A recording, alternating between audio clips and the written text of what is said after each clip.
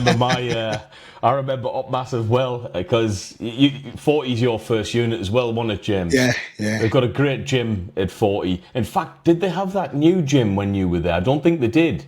Mate, I'm trying to recall the gym at 40. Do you know the trouble with my time in the Corps, mate, is I It's spent most of blurry. it in Afghanistan. Yeah. What do you mean 40? 40 grots was Mate, a trench or something. I was at 4-2. I was at 4-2. I mean, we're deviating off subject. I was at 4-2 to collect my issue for Afghan. And then I was there to log on at the end of Afghan. I was there to log on to JPA to accept my draft of 40, and that was it. That was my. I was at 4. I did a stint at 4-2, but that was the extent of it. It was probably 2 days. That's a yeah, fair one. But then, so we've also obviously the sports supplements, and Ryan on my social media, especially with my fitness lives when I'm doing my kettlebells. What PEDs you taking? Are you on TRT? Do they allow do people in the military take PEDs? Do people in the military take steroids? So, this episode here, why don't we cover a few points of all of that, give people an insight into supplements in the military, supplements after the military, and also PED use from anything from TRT, vitality, kind of hormonal support, up to the extremes of supraphysiological stages. The hard stuff. Yeah. Yeah, because it's like there's a lot of misinformation as well, isn't there? Both inside the military, or especially on PEDs, and the use of. I mean, going back from yourself, I can imagine you started taking various different supplements before you even joined the military, right? Yeah, supplement. I mean, right, I've been training since I was like 11 years old. That doesn't mean I was on the juice at 11 years old. I wasn't on creatine and that, but training's been a part of my life. And as soon as I got to those gyms where there were some big dudes there, and it was that influence. And the shelves are stacked out with the protein powders and the amino acids, etc. I mean, I like to think of myself as some sort of like self-taught expert on it, like we all are, really. And I've gone through my share of supplements based on what I think it's going to do for me, what the packaging looks like, who's sponsoring it. There's been a lot of influences as to what I've bought. And I found that over the years, I've always veered back to the real staple kind of core products, such as your proteins, creatines, fish oils, multivitamins. Yeah, aminos. Stuff you can kind of get away with taking every day effectively as part of a healthy diet. Yeah. I mean, I remember before I joined the Corps, I come from like a boxing background, so I didn't have my nutrition squared away when I was boxing, believe it or not. This came in my late teens, just before I joined the Corps. I was on the doors. You know how it is, James. You probably went to the same type of gym, old school iron gyms, Arnold Schwarzenegger, Ronnie Coleman pictures everywhere. Like you say, stacked out with all of the proteins and stuff, and that's where I kind of learned my understanding of it. And I remember getting told to buy this, and this, didn't have a clue, bought it, and then from there, just trial and error, you know what I mean? See what worked for me. And I was big into supplements. I used to get my stuff from America. It was Ronnie Coleman's own brand, actually, back in the day. And I used to love it. I didn't know what I was taking, but I used to take loads of different things, and I felt the benefit of some of the stuff, and I didn't feel nothing of the others. So it's about a 25-year love-hate thing with me, supplements, We could have a little talk about that, but kind of, do you remember the old school products? Yeah. Jack 3D. Jack 3D. I mean, Jack 3D, tell me this, right, James? If Jack 3D was out right now, I'd have a top. You could go out and club on Jack 3D, couldn't you? Mate, you took that and you was, I mean, did it get banned or did it get stopped? I don't know. Yeah, I mean, because surely they can make that somewhere, right? And then there was another one I used to take called GH Blast, which was a nighttime formula which made you sleep. Really? And as a result, do you know what? That really worked. So it was a pre-workout and it made No, it wasn't a pre-workout. Oh, it was it was a before sleep product. It was essentially a testosterone booster. And out of all of the natural testosterone boosters I ever took, H Blast, because of the depth of the sleep that it put you in, that was probably the most effective testosterone booster I ever took. As in, along short of taking TRT. Yeah. Because people don't realise a lack of testosterone in your body will cause adverse sleep effects, won't it? You'll be awake, you'll be irritable, all of them side effects. So in training, it was a big no-no, especially around our time for training. Like no supplements PEDs. at all. No protein. It was literally your breakfast, lunch, dinner, 9 o'clockers. Did you ever see any recruit who struggled to maintain a certain weight, i.e. the guys who I think came in at 65 kilograms, which was, I think, the limit? You had to be heavier than that, I think. It might have changed. 65 was the minimum. Yeah, it was the minimum when we were in, wasn't it? But there was lads who were tinkering on that line, and you lose weight in training, you know, especially if you're young. Some of the lads got put on these effectively weight gainer shakes from Hunter Company. Did you remember seeing anyone with them? I never went anywhere near Hunter Company, mate. Yeah, but there was this lad. There was a lad. I mean, I never seen this. He came to 40 Commando after I'd passed out. But he was I think he was one of the smallest Marines ever to pass out. He was tiny. I'm not going to mention his name. He's a good mate of mine. I'd hate to be on that cusp of being so close to the lower weight limit because, Ryan, I've said before, you're going to struggle. Bootneck training, I lost a stone in weight having 5,000 calories a day. You know, I mean, what's a stone? You could arguably add another couple of thousand to that and probably still be slightly less. Yeah, I mean, you know, my maintenance level was probably somewhere around 7,000, 6,000, 7,000 a day. Which is outrageous, isn't it? With the activity, I mean, you're talking like that's a maintenance level. I mean, what was it? Michael Phelps, the swimmer. Mm-hmm. He was eating 10,000 calories a day to maintain his maintenance level for his training to be the absolutely dominant swimming force that he was. So you're 7,000. So I wonder, that'll have probably been quite common with lads, though, right? Between 4,000 and 7,000.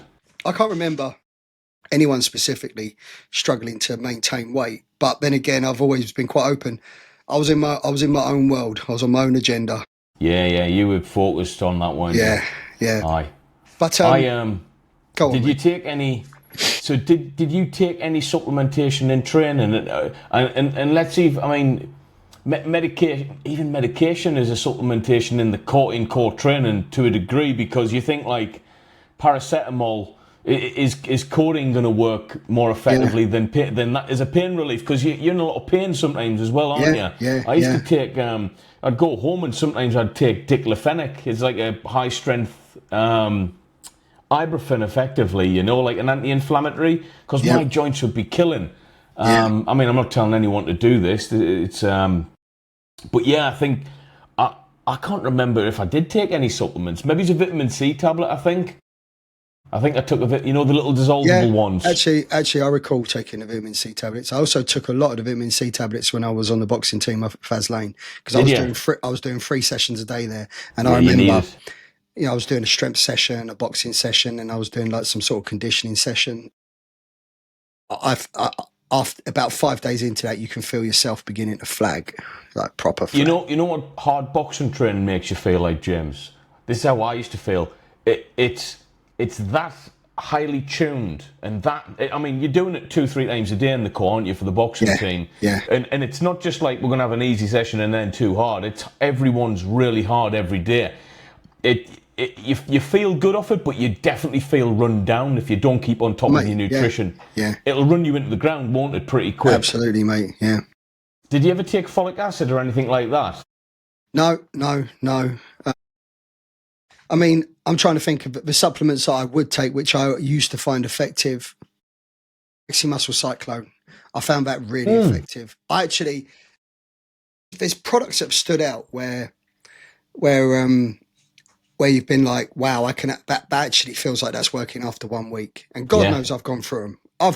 You know, I've been the one sat there on the websites, discount supplements, all of that, going through the different brands. What's this here? What does this do? I mean, the amount of money I must have spent on supplements in my life, I dread to think.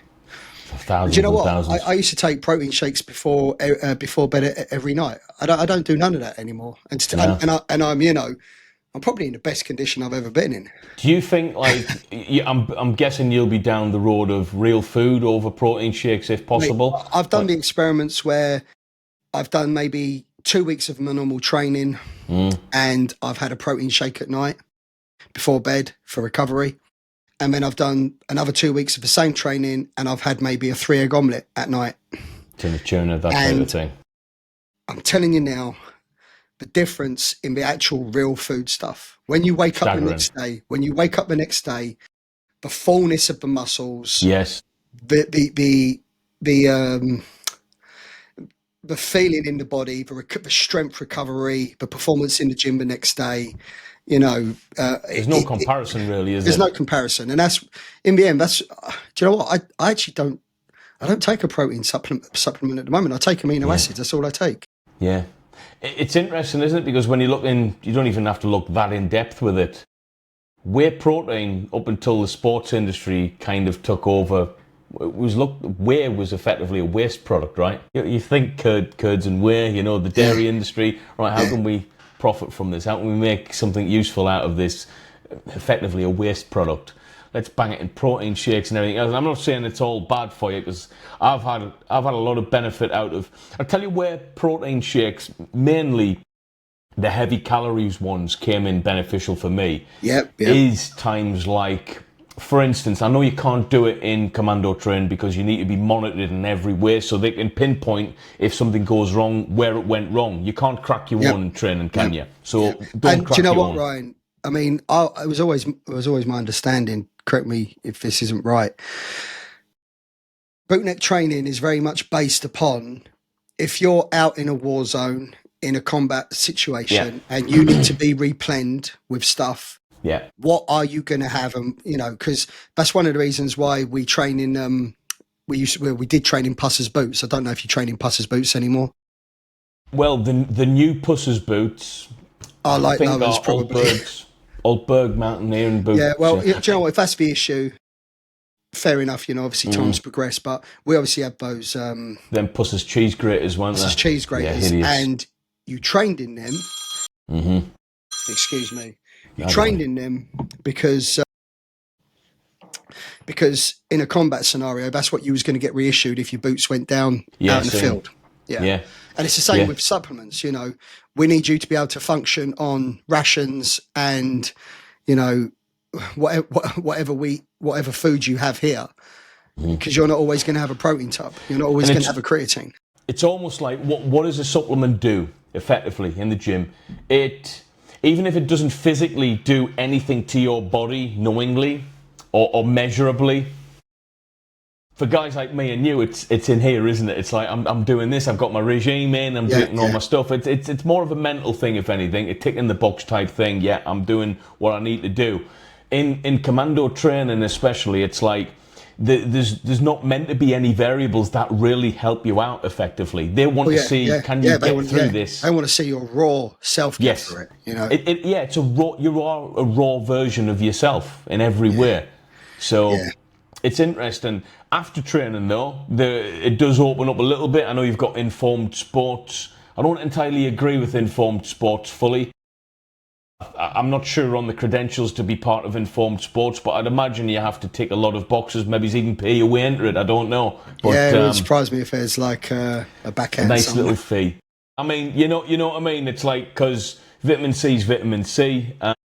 And I don't know if it was like this for you. Then again, you didn't do a lot of time at a unit in as a Marine, did you? That's the problem there. No.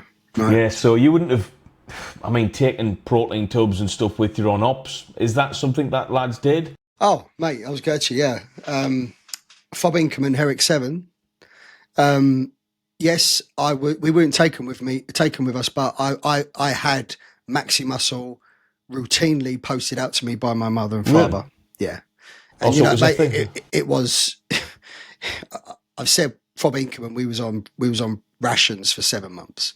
So that would have been a nice little treat there. Mate, it was a lifesaver. I had Maxi Muscle Cyclone sent out to me every couple of weeks or so by my mum or my dad. So you were hammering it as well, were you? Hammering it, yeah, man. We were training in the sun. We had an Olympic bar and a couple of 20 plates, and that was it. Just we made a dip bar out of a couple of iron bars drilled into the Hesco Bastion, And a pull-up bar made out of that as well, you know, wrapped up. You know, the pull-up bar was Iron Bar's homemade pull-up bar. That's how we were training. Just real core fizz that you don't really need to do anything else, do you? Once you get into that kind of routine. Yeah. And also, obviously, mate, you had the fizz of carrying 1,000 rounds of GPM G-Link on your back in a contact. That's enough. So unless you were like in Bastion, you're not visiting any kind of equivalents of a PX or anything then? No, mate, no. As an SR operator, I mean, I have my free reign around Kabul. I mean, I used to cut around that city on my Jack Jones, just driving around. Do you know what? Let's go to the American base. They give out free beef jerky there and free cans of Coke. and on the American base, you get in their PX and they'd have all their American supplements there. American PXs are awesome, aren't they? My best part about the Yanks, them PXs, man. In fact, we were specifically told don't buy any of the supplements because you'll fail a drugs test. Yeah, that's it. I mean, that was a common kind of perception, wasn't it? But the Yanks had actual steroids in their actual performance-enhancing drugs in their supplements. Let's talk about this, right? Because I actually remember being pulled into the Sergeant Major's office, right? And I thought this is the first ever interaction I'd had with the sausage as well. First ever unit, first ever major interaction. I was getting pulled into the office. You know yourself, you're getting pulled into the office, you're either... You've fucked up, haven't you? Somewhere down the line. I was like, oh, God. And I remember we were pulled into Termley Hall at 40. There was like an all group, everyone there, the whole unit. And we were getting debriefed on sports supplementation and how harmful it can be because you don't know where it comes from, right? I'm not going to mention any names, so there's no wrongdoing in this. Effectively, a lad had been pulled off SF selection because he failed a drugs test, a random drugs test, and he had oxymethylone in his system. Oxymethylone, for the viewers, is commonly also known as Napalons, NAP 50s. So basically, for the viewers, oxymethylone is a superior Dianabol. Yeah, that's a good way of putting it. That's what it is. It's Dianabol on testosterone. It's Dianabol on steroids. Yeah. I mean, we're talking about what. You've got. See, I can't go nowhere near a Napalon's oxymethylone NAP 50s because my shoulders, they wouldn't even be fitting in this screen right now. And it's useless. It's useless for me, you know. And you know, we can obviously broach on that as well. Mate, sorry, continue your story. Go for it. So he tested positive for naps. But there was spinning it with, is it this lad? I don't know. I was a brand new sprog lad at 40, and allegedly he was a real good egg. Yeah, so they were like, well, the dip that he'd spun was he was taking this supplement.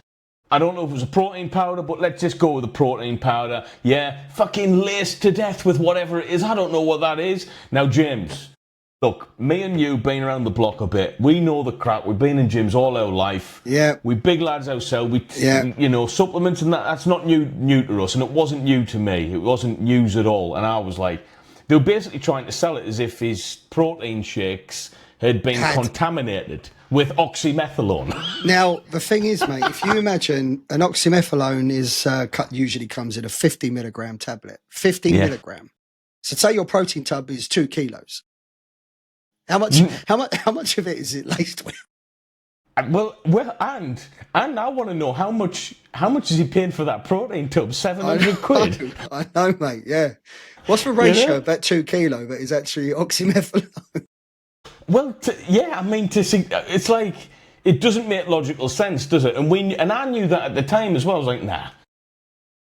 I honestly, I might be wrong. I might be completely wrong. This might happen. I think lads would be quite happy if it happened, if you started getting their protein shakes laced with oxymethylone and stuff, because it would probably be a long way cheaper. But you definitely see results. Happen. Yeah, tell us about it. That cyclone is doing all right, isn't it? But the moral of the story is I was gobbing off about it because I was quite clued up on stuff like this. There's not a hope in hell's chance that took place. Someone heard me and pinged the sausage, so I got dragged into the office, and he asked me what I was getting bollocked about it, basically saying, you know, about this and this. I says, well, yeah, we've all had a life before the Corps. And I'm telling you, that didn't happen. He has took the product, he has took the oxymetholone to fail that test. He hasn't took a protein shake. Moral of the story, I guess that's coming on to, do people take gear in the military? The answer is yes. People take gear in all walks mate. of life, you know. I don't know if he was there when you was there, Ryan. But chef at 40 Commando. There's a different chef at 40 Commando, but yes, I know who you're on about, because I thought it was the same one. He was like Mr. stage Olympia. ready. He was stage ready. It was a different chef. Constantly stage ready. Yeah, this chef, I actually, and looking back on it now, knowing what I know now, he's not natural.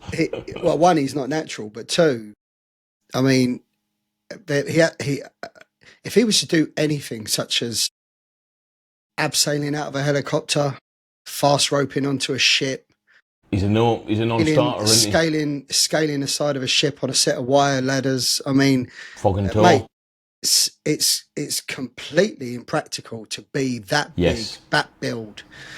I agree, mate. I could never imagine him on the hills or anything like that. You know, I mean, this is one of the things when people say, do people take steroids in the military? Yeah, they do take steroids in the military.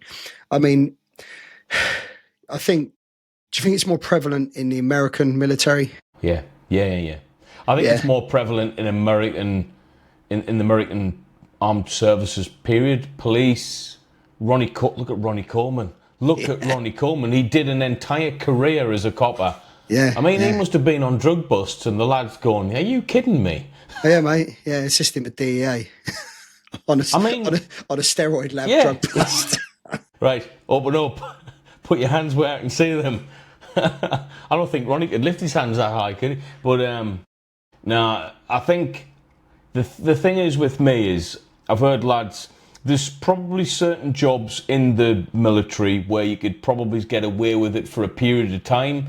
Non-deployable jobs for a start, stagnant positions, same base, same routines.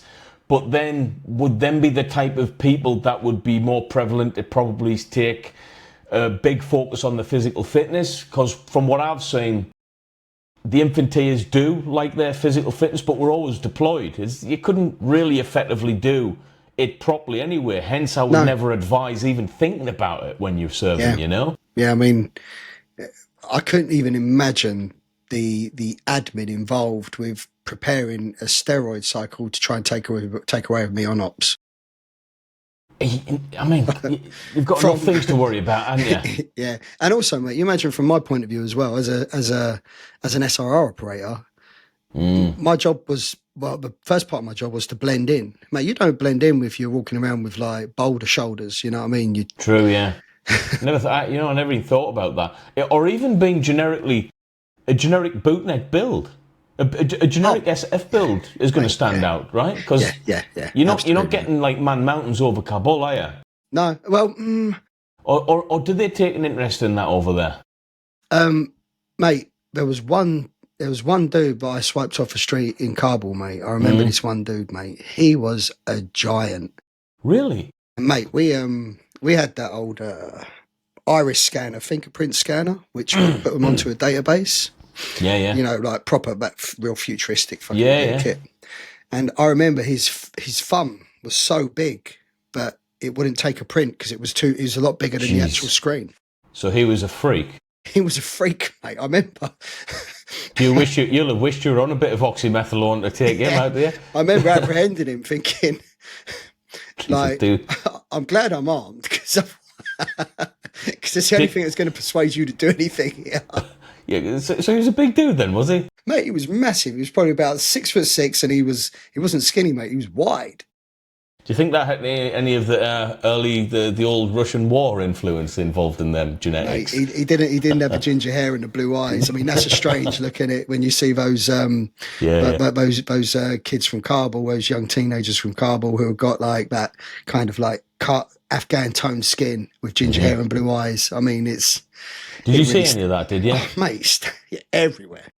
Did they not get like pinged? Like so is that would that because that exists allow for you guys to kind of blend in a little bit more because things were a little bit abnormal in areas Mate, like? it depends. It depends where you're working. Obviously, in Kabul was when I was in Kabul. It was very much a place that was trying to be very Western. It was trying to have a lot of Western culture in it, but people wanted to be influenced by Western culture. You know, you'd see cars driving around with posters of Bon Jovi in the back and stuff like that. You know, I mean, they loved their rock music and things like that. Stuff that was frowned upon by the Taliban. Wow. But they did it anyway. Yeah, but there wasn't a heavy Taliban influence in Kabul. I mean, there was an insurgent influence, but there wasn't the kind of Taliban influence that you would have say, in perhaps Kandahar. You know, So, which Kandahar a lot harder to work. would you? This might sound stupid. I'm just trying to filter some questions from what the audience would probably be asking. Could you, if you wanted to, in that job setting, go to the gym or something like that? Was that something that you could do? I was lucky enough. I mean, to live on a premises where we kitted out a gym. Really? So I had a gym. Yeah, I had a gym. I mean, we you know, you're on the SF budgets as well. You know, the SF budget Get is what good. you want. You know, I mean, and the military, that's one thing. But I mean, for all of the criticisms of, you know, the kit they provide, etc., that's one thing. But the military, especially UKSF, are very good at providing is phys kit for the lads, phys equipment. I'm talking like we had, you know, lat pull down machines, bench press, numerous amount of plates, dumbbell racks. I mean, it's the SF budget, mate. I mean, I've said before, the gym at 2-2. It's unbelievable. It's unbelievable, mate. I mean, it's a CrossFit affiliated gym. I mean, it's one of the best CrossFit gyms I've ever been in. The kit is unbelievable. Arguably, probably is one of the most utilised gyms in the country as well. Because I mean, nobody's training like. I'm biased here, but I generally believe it. Nobody trains like them dudes. Mate, no one's. And do you know what? It's like, that. Say you go in a gym at 40 Commando, say you go in a gym on like a purse camp, you know, an army camp. I mean, you're going to have your dudes in there and everyone's training. Most of, like, bootnicks more so kept themselves in a little bit more of kind of that shape that's apparent to the eye. Yeah. At Hereford, mate, just by the nature of those guys and, you know, the nature of the courses they've passed, there's dudes in there that, mate, they're squatting 180, 200 kilos on the rack. Absolute animals. They're animals, mate. And these are guys who are natural physical specimens. I mean, I suppose you've got to be naturally physically inclined to that, because let's be honest, they're also the most deployed group in the British military. So it's not like they're on camp all the time, is it? Do you know what I notice most? Okay, to be a soldier in UKSF, take 2-2 SAS, for example. Focus and determination and will to succeed that you have to to become that soldier. That is then transferred into the CrossFit gym and the CrossFit techniques. You've got these guys who, you know, maybe 45 years old, seasoned, you know, time served 2-2 SAS guys, and they are applying that same level of focus and dedication and drive into teaching themselves the snatch, which is a CrossFit move, yeah?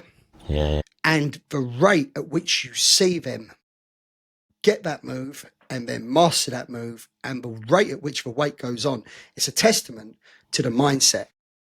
So it's you're visually seeing what a blade is effectively, what makes a blade, you know.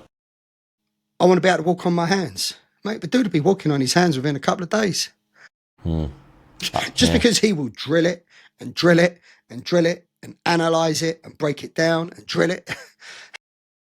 That's interesting. I can understand that. Yeah.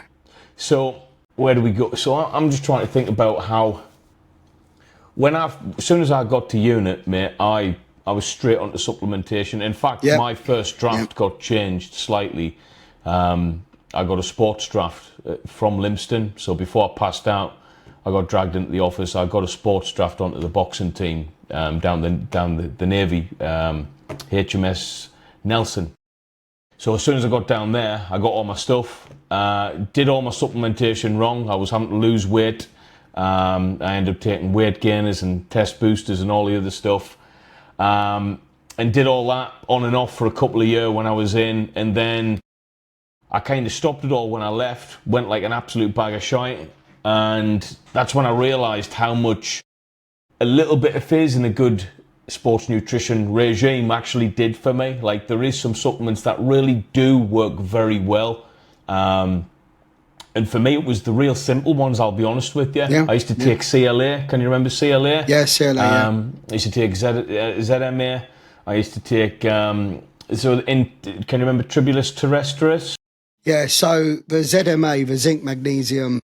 And vitamin B6, wasn't it? Yeah, that will obviously... That's taken to increase testosterone levels naturally. And then alongside...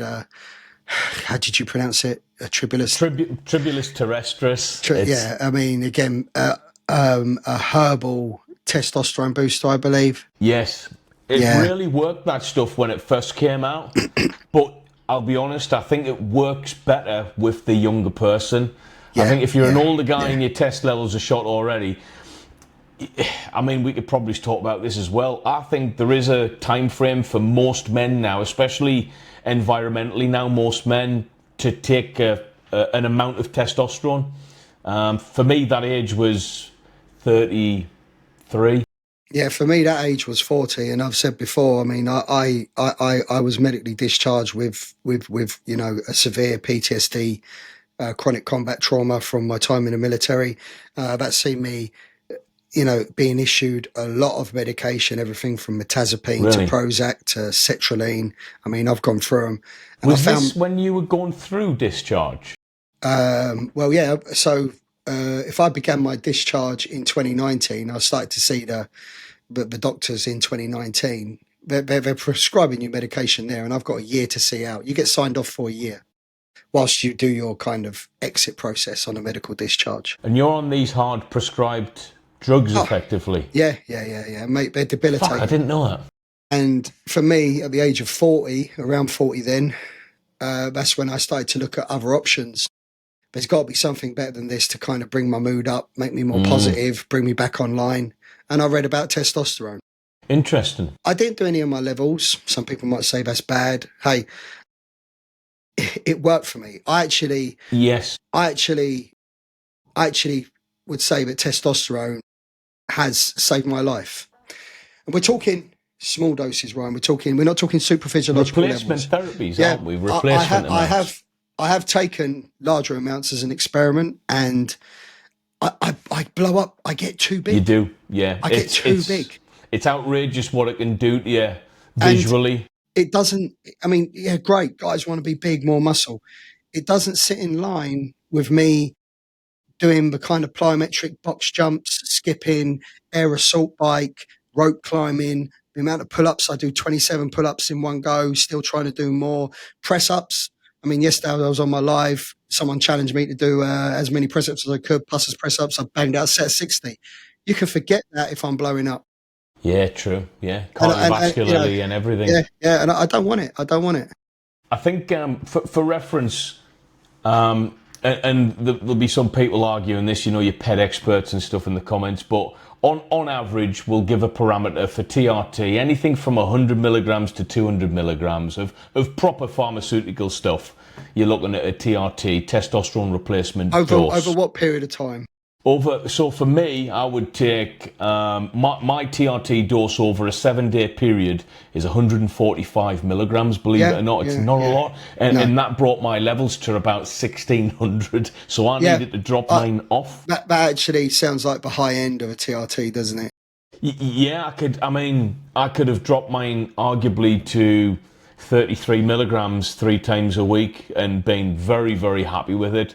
For me, the happy spot, feel good, isn't in the 400-500 plus range with milligrams. It's genuinely in the mid TRT dose range. That's where I feel good in my brain.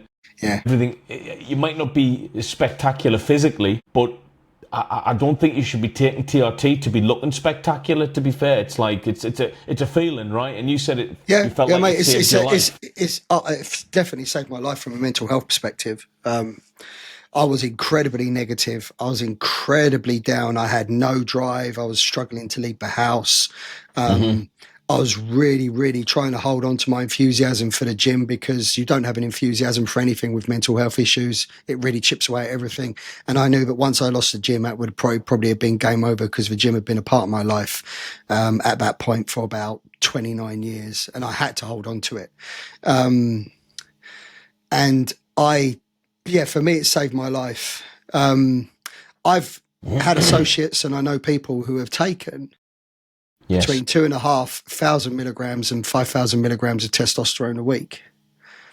And they tell me that when you are on those sort of numbers, it's a feeling of, I am Superman. I see that car there, and I can pick that car up. Are we talking 2.5 grams of test only cycle? Test. That's outrageous, isn't it? Yeah. So, I mean, I don't want to I don't know if I want to disclose, but I've had fun with different PEDs. I think the highest of actual testosterone that I've ever went will be 750 a week. And I don't know how it didn't make me feel like Superman. For me, the feeling good part is on the TRT dose. What did 750 do to me? Its use was only in the gym on a very specific form of exercise. Nothing for cardio. Even certain high rep weights were out of the question, really. And it was just big heavy lifts. We're talking deadlifts, benches, squats. That's it. But when I look at, like, I'm not a professional bodybuilder or professional powerlifter. For the risk of going up that far to what I was capable of getting, we're not talking a massive amount of difference, really. Mate, do you know what though, mate? You say the risk of going up that far, 750 milligrams, as you probably well know, Ryan. I think for a lot of guys that actually take steroids, 750 milligrams of test is probably standard. I think so. Listen, people have to understand the difference between, like, vitality, support levels, and supraphysiological levels. Okay, there's a line that you cross, and then you start going into that supraphysiological realm where you're taking it for a completely different reason. You know, you're taking it because your aim is to get bigger. My aim isn't to get bigger. My aim is to be able to train at the capacity which I do, recover well, keep a positive mindset. You know, but and I'm nearly 44 years old. I mean, it's a downward slope for me, and I'm just trying to delay that downward slope, that inevitable downward slope. Yeah, it's interesting. So what would be the magic number for you then, from your experience? Is there one? Yeah, about 150 every 7 to 10 days. And you're about, how tall are you? About 5'11"? I'm about 5'10", and I weigh around 90. Tiny bit taller 91. than me.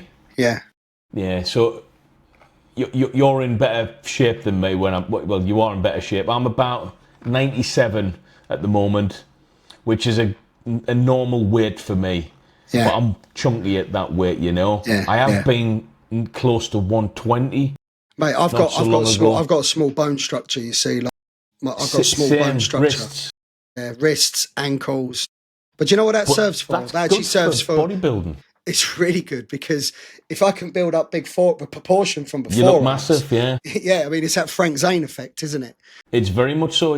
Frank Zane had, he had a small bone structure, and he just packed on that muscular frame in such an aesthetically pleasing way. His neck, if his neck was the same size as his arms, was the same size as his calves. Yeah, he was. Everything. I liked his physique.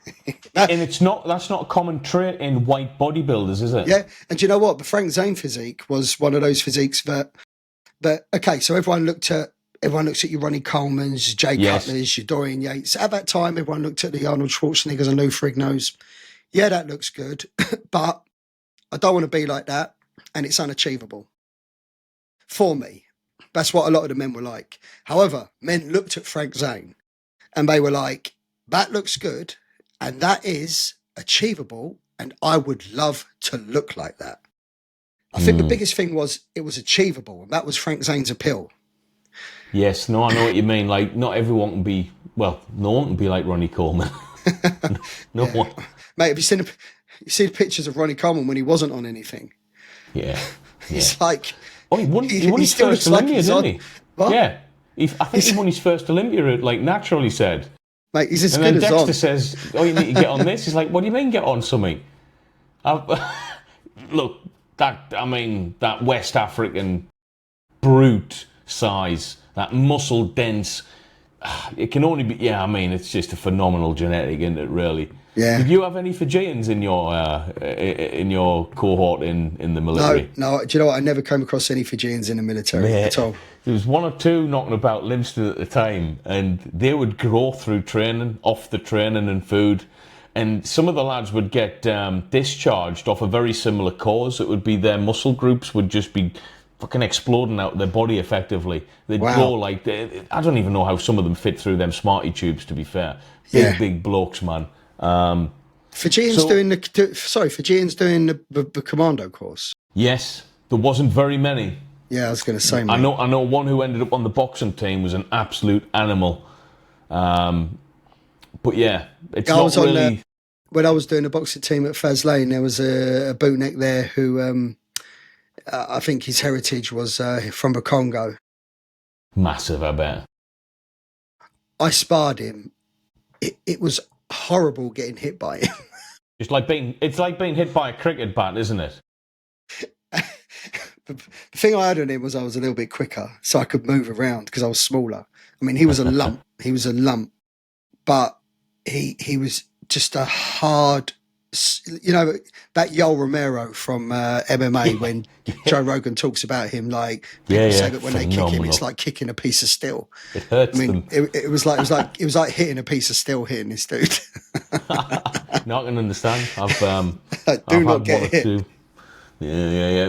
Well, when they say they're built differently, fact of life, genetically built differently. I mean, my wife's built differently, and I just think it's got them Mauritian, Indian, African genetics, and I'm mixing a lot of different continents in there. But it's statistically true with my wife, so it's built like a powerhouse, man.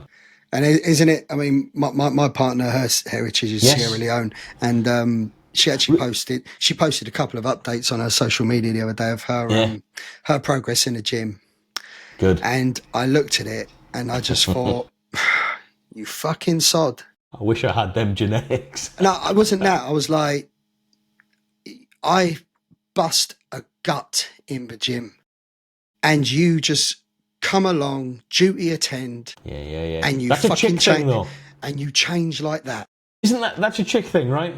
Because I say the same thing to my missus. It's like, West I did the African. stepmaster today. Did stepmaster? Oh, how long? Oh, 7 minutes. Yeah. What do you mean 7 minutes? Like 7 minutes? That's not. What are you on about? She'll do 20 minutes of fuckery over there, and 5 minutes of next to nothing there, and it's like, how are you? What, No, mate. My partner, she's focused and she really does work hard. I mean, I actually get quite proud when I see her in the gym and I see her banging out those few reps and a little grimace on her face. I'm like, fair play, girl. But are you 4-finger pointing though in the distance, or is that like a fucking run over? And I'm like, she's like, I'm done. You ain't done. You got another 5. Just let it go. Right now we're banging out the negatives. Christ. Yeah. Prof is having a fella called James. But I want to ask you this, actually. Sorry, James, because I think it's important as well. My personal opinion on this as well is not just because of who might or might not be watching. As a bit of advice as well from me, I am on TRT now as well, and I do take supplements, and gym is a massive part of my life. I know there's loads of other lads and lasses in the military who might want to be joining the military or anything like that. My personal opinion is stay well clear of PEDs whilst serving in the military. Yeah, because it's doesn't not worth. really. It doesn't serve a purpose. Yeah, do you know what, Ryan? Let's talk about CDT. Mm. So you hear it a lot on the social media. You know, fail a CDT, fail CDT. The lads failed his CDTs. From my knowledge, CDTs, they cost a lot of money. Okay, and everything's let's be real. Everything's about the pound coin these days. Mm-hmm. You know, budgets, etc. For a unit to conduct a CDT, it costs a lot of money. Yes, and it's not something that they want to spend on. So you've got your CDT for your recreationals, you know, you know, your normal type of recreational drugs, which is more common, and then CDTs. To my knowledge, in my opinion, this is just secondhand kind of passed around a camp kind of like knowledge. You know what I mean? The Nodvine type thing. Yeah, the Nodvine. It's got no, you know, official grounding. Testing for steroids, I think it's more a CDT would be called on. In that case, if it's more intelligence based. Yes. Someone's grassed someone up. Someone that suspects someone of doing something. It'll be targeted. You know, so they'll test for whole camp, but they know who they're looking for. Yeah.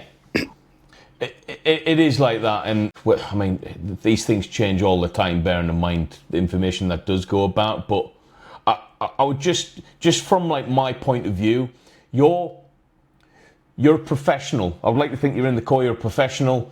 If you're not aspiring to go SF, or you're not aspiring to be an ML or a PTI, you're still a bootneck, and the job you do, when I look back, I think actually that was really hard. That was really hard for a younger version of me. I probably couldn't do that now, despite my ego telling me. Would me right now, even if I physically got myself in shape, be able to do what I used to do? Absolutely not. Why? Well, I rely on TRT to get through my normal working week. If I come off that, my body's not going to just kickstart back into working normally, so I'd have adverse effects. I'd be effectively close to non-operational if I went somewhere for a long period of time and I didn't have a job. So when we're talking like logistically about it, if you thinking about taking gear to get a one-up or look good for the week that you're going in Ibiza, as a young lad, it serves no purpose short-term, really, because the moment you come off, you might run the risk of, one, not really producing the same levels that you had in the first place anyway. That's a fact. Yeah, I don't think you ever do. Yeah. Fertility. So obviously that's for, in my eyes, listen, everything is with a caveat here, but me and you are not doctors, are we? We should have said that at the beginning. Yeah, true. You know, none of this is medical advice or anything like that. But in my eyes, from the research I've done, the only adverse effect to taking a TRT is infertility. Yes. Now, for me, it's a nice thing when you get older, isn't it? If someone said, "Oh, yeah, but you can't have any more babies," I'll probably be inclined to turn around and say, "I'll take a little bit more then." Yeah. Well, we've said this, haven't we? Well, you mean I can't get a girl pregnant?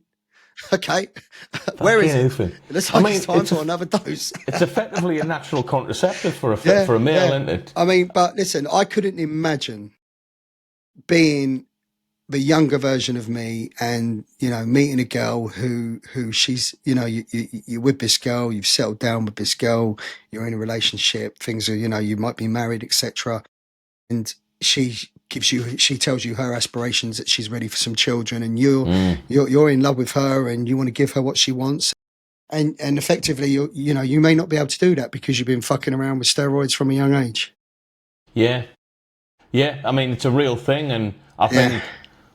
For you, you knew it was a lifelong decision once you got in with the testosterone replacement thing, but you've done a lot of research on it. You're a smart guy. Yeah. Mate, I was on my own, sat in the depths of despair and depression, and I was just thinking, mate, I've got to dig myself out of this. What's out there? And there's a noticeable effect of testosterone, isn't there? Yeah. I mean, it's the most recognisable hormone that a male can take. It's not like this stuff is an alien medicine. Your body goes, oh, I know this stuff. I like this, you know. And guys, whoever's watching, notice that all we're really doing is talking about testosterone. I know we've mentioned NAP50s from the subject where Ryan brought up that fella apparently had NAP50s mixed in with his protein powder. Oxymethylone. But you know, we're only talking about testosterone. I mean, obviously you've got all of your trenbolones, your masterons, your nandrolones, you know, all of your orals, stanozols, anavar, D-bol. Halotestin. Yeah.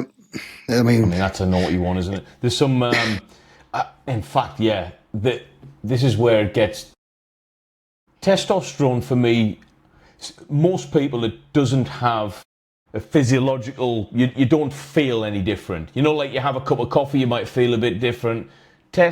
For most people, it doesn't work like that. I'm one of the outliers where I do feel perked up personally. I'm not sure how you feel. Do you feel different or? Well, mate, absolutely, I feel different. Like I said, I mean, I was in a place where I was battling keeping that noose from around my neck. You know what I mean? Like, So a real physical and mental effect on you in a positive way. Yeah. Now, there's some steroids out there, testosterone derivatives, that again they don't make you feel any different, but they serve a purpose. Like Masteron, for instance, I forgot to mention this. If I was taking higher amounts of testosterone, I would normally match it with Masteron. Yeah, just to keep the E2. At bay, yeah. You know, like the estrogen levels, I say normal. It's hard to do if you're not testing yourself. But then again, that's went from 750 to 1,500 total stuff automatically, you know. But you've got things that really do make you feel very, very, very different, right? Yeah. I mean, I would probably say, from my knowledge of what I've read about, people obviously a lot of people have a hard time with the trenbolones. Yeah, I would. That's something a lot of people can't actually take them because it fucks with their head too much. I wonder why that. I mean, what is it that causes people to have such a change on a substance? I've got no idea. I mean, I haven't done enough research into it, so I wouldn't even pass comment.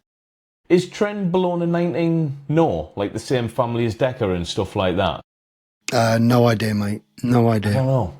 What do you got? Do you got tests 19 NOs, DHT derivatives? I don't know. Yeah. I mean, that if you're going down them lines, that's proper raw bodybuilding stuff. Well, mate, yeah. That's not health in the slightest, you know. I mean, it's this whole subject, isn't it, of like, this is how they're described, you gym rats that are experimenting and taking all this stuff without actually knowing what it is, what it's doing to them, taking stupid amounts of it because someone in the gym said this is how much you should be taking, and also taking it and is the juice worth a squeeze? I mean, they're not competitive bodybuilders. They're not earning a paycheck out of it. They're just in the gym. That's one of the things that keeps me off of doing anything kind of really hardcore and just stupid amounts, is the fact that it's not my job. You know, I'm not chasing a paycheck here. So for me, you know, I mean, take your strongmen, for example. I mean, I've heard a lot of them comment that a lot of them have said, the top strongmen in the world's strongest men, etc. I've heard the stories of how they've said, I have a 5-year plan, and that 5-year plan, if I don't do it in 5 years, that's my time up, because what I have to take in that 5 years to get where I need to get, if I haven't done it in 5 years, anything over that, it's likely going to kill me. That's outrageous, isn't it? But they are willing to do that to be on the podium. I worked with a strong man. He was smaller than me. He didn't have the height in the end. I think he had the European log press record. And he was telling me, he says, you have no idea how diabolical the numbers get. He says, even on podcasts, they're not telling. He says, I'm talking diabolical numbers. You would be like, that is... Mate, it wouldn't surprise me if it's between 5 and 10,000.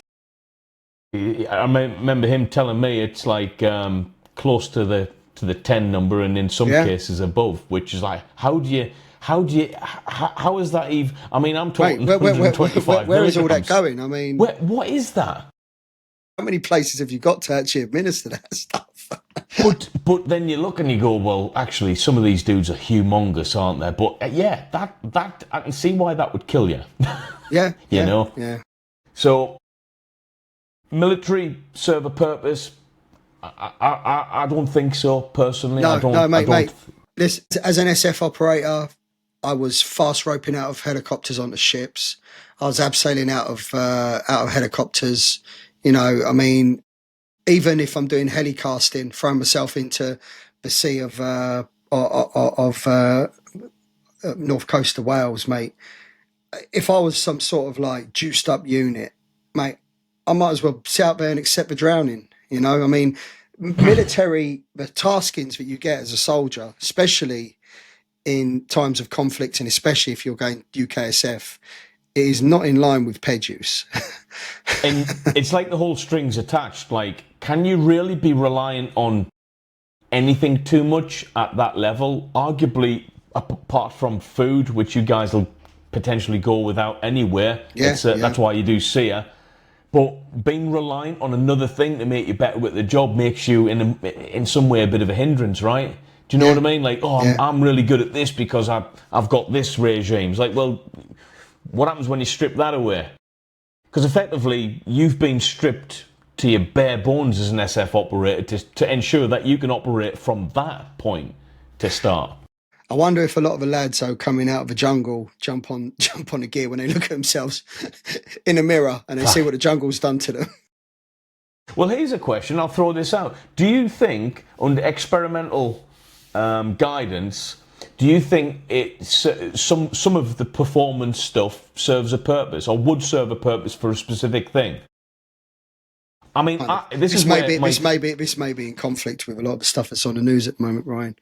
A lot of people at a baseline level, in the answer to your question there, would probably say yes, because imagine a bunch of guys stacked up at the door, and that is what they do, don't they? That's what the 2-2 guys... Door stackers, aren't they? They stack up on a door and they assault buildings. Everything's aggressive. Every move is aggressive. Everything is with purpose. It's fast. That's what UKSF assault tactics are. That's what makes them a cut above. That's what any SF assault tactics are: speed and fluidity, and that is driven by aggression. You know, you don't enter those rooms. Put your gun down, mate. It's aggressive. It's aggressive, masculine, male. Yeah.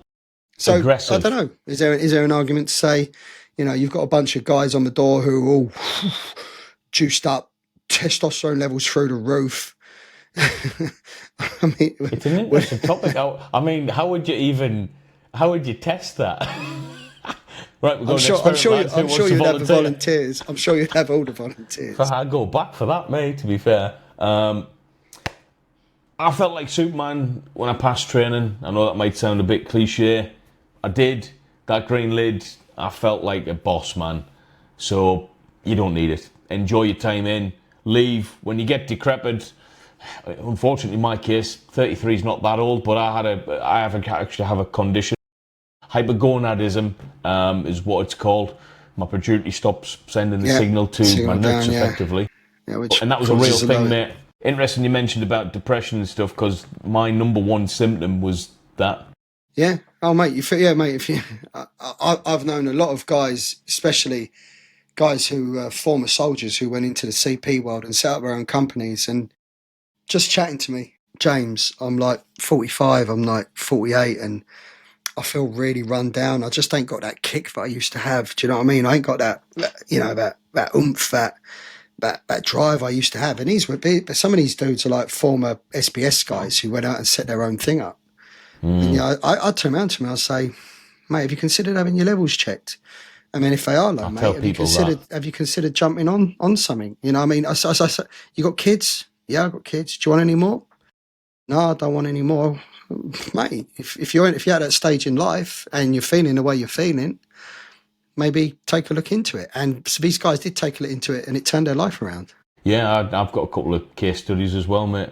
I wish it was simple.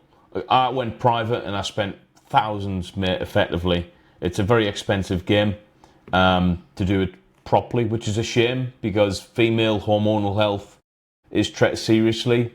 And I would like to see male hormonal health treated seriously, because the option was antidepressants for me. I remember the doctor stipulating, well, maybe try this. And I says, fuck, I'm not, what, you know, the thing is, though, Ryan, I mean, I'm very sort of I'm very cautious of the NHS anyway, mate. You know, I'm a bit like, what's your agenda? I mean, you call it conspiracy, whatever, but in my opinion, of course, the government and the doctors want you kind of subdued on the antidepressants, which is what they do.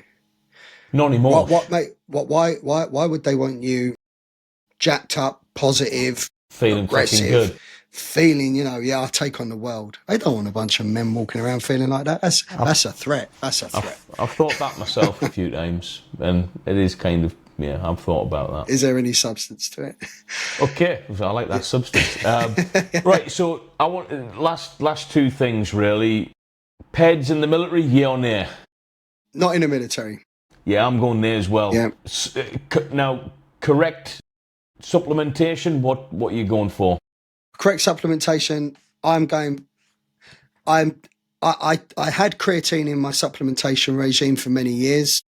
I took it out for many years, and then when I went back to it, I said to myself, why the hell did you ever take this out? This is phenomenal. Creatine for me would rival TRT in its effect. I agree with you on that one. TRT, I mean, as a normal supplement, top 3 of all time, creatine. Yep. Obviously, I drink a lot of green tea. I try to stay away from fizzy drinks. I don't have any junk drinks in my Really? in my fridge. That's one. It's a surefire way in my eyes to put unwanted weight on. And I do give a little bit of a shit about aesthetics. I'm 44 years old nearly. You get to that stage where you're like, do you know what? I want to look good in a shirt, etc. So what I do is, just to get rid of those cravings for fizzy drinks and something sweet, is I drink amino acids all day. All day long I drink aminos. I'm constantly getting my shaker, filling up with some amino acids, some water, and I'm chucking some ice in there just to give me that kind of, it's a bit of a fruity drink there, but it's also supplying my body with its amino It does acids. stop you grabbing that fizzy drink though, doesn't it? Yeah, it does. I mean, as well as being a great recovery tool. Fantastic. I mean, I haven't had ours for about a week and a half now. I've noticed the difference. I don't hydrate myself nowhere near as much. No, you don't. Yeah, because you are super hydrated because you're drinking loads of water. Oh, mate. Because and you're like, you know what? Just pissing it out either because of what is in there. Yeah. Which brings us on to, actually, I don't know if you want to talk about have we mentioned our supplement on this? I think we have. I think we have on some episodes. Yeah. I mean, we're on the build up now to actually nearly releasing it. I mean, at the time we're recording this, I don't know when this is going out. I think in 2 days' time, I'm actually going to the factory to pick up our first batch of the 3 flavors which we got: blue raspberry, orange, strawberry mango. Yeah, that's the one. The Frontline Nutrition, BCAA, creatine, and glutamine 3-in-1. With a hint of Himalayan sea salt as well, isn't it? Yeah, I really liked that addition on the back. I was like, because there's a lot of research about salt at the moment, isn't there? Like, actually being a positive thing. And it is, isn't it? You know, stops those cramps. Good for the body. Massively. Cramps in the core was diabolical. But, look forward for that, guys. If you got any questions on that, let us know in the comments, because we'll probably try and answer them in other videos as well. We're like, this is more of a bro science type of episode. Like you say, we're not doctors or anything. No. We've talking about our own experience. Yeah, which is, let's be honest, mate, we could get any bootneck on and have a very similar conversation, because supplements in the core is a big thing. Training is a big thing. So yeah, it's just something that we wanted to open up to you guys. If you like it, let us know in the comments. All good. Happy days. Right, troops. I'll see you in the next one. Catch you later.